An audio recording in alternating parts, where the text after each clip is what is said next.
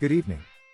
Tonight we bring you coverage of what may be the largest single-day protest in U.S. history, the No Kings demonstrations held across all 50 states this past Saturday.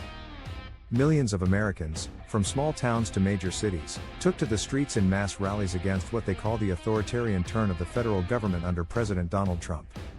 What were they protesting? Who was there? And what does this mean for the political landscape? We'll break that down for you.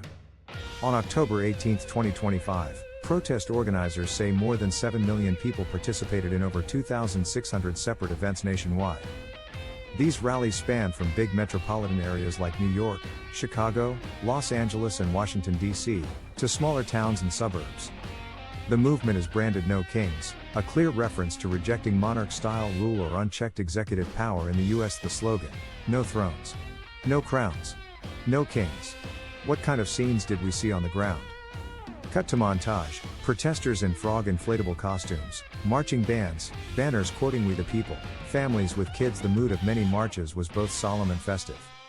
In Washington and other cities, marching bands, costumed protesters, notably inflatable frog costumes, huge banners that allowed people to sign the U.S. Constitution's preamble, children present, older adults, veterans. According to reports, there is nothing more American than saying, "We don't have kings," and exercising our right to peacefully protest, said Leah Greenberg, co-founder of the organizing group Indivisible.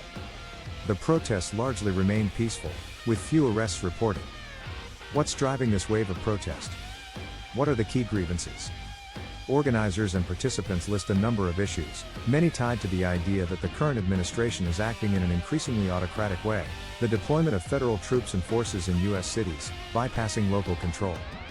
The suggestion from the president and some aides of a possible third term, or indefinite control, statements interpreted as monarch style. Actions perceived as undermining checks and balances, bypassing courts, undermining civil liberties groups, aggressive immigration enforcement. A general sense among participants that democratic norms are under threat. "We have no kings in America," became a rallying cry. In short, what began as protests over one specific incident is increasingly framed as a defense of democracy itself. How are political leaders and parties responding? On the Democratic side, there was strong support. Key figures, such as Senator Chuck Schumer and Representative Alexandria Ocasio-Cortez, voiced approval. Reuters on the Republican side, reactions were more muted or critical.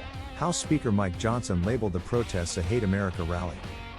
Some Republican commentators alleged the movement was radical or invited unrest. President Trump himself dismissed some of the claims, saying "I'm not a king" in an interview. There's also an interesting dimension of silence. Many GOP officials chose not to engage heavily on the topic publicly as the protests grew.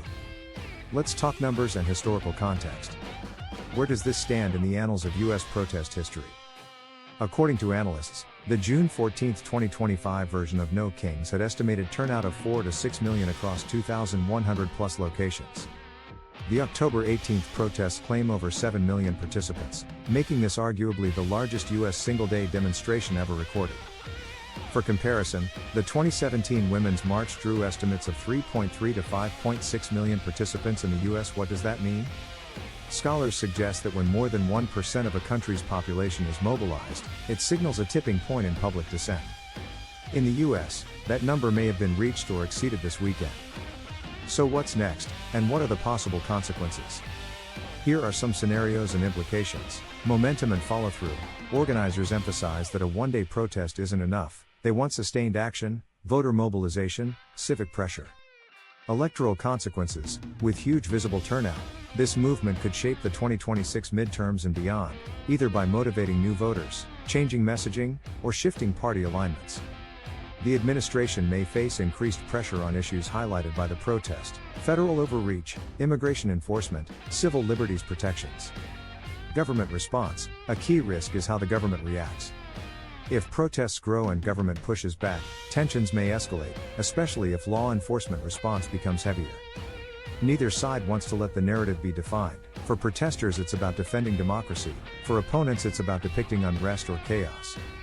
How public opinion moves in the coming weeks will matter. The No Kings protests represent a major moment, potentially a historic mass mobilization, a sign of deepening dissatisfaction with how power is being used in the U.S., and perhaps a forewarning of what the next political era may bring. We will keep watching how this movement evolves, how the administration responds, and what it means for the future of American democracy. That's all from us tonight. Stay safe, stay informed, and we'll be back after the break.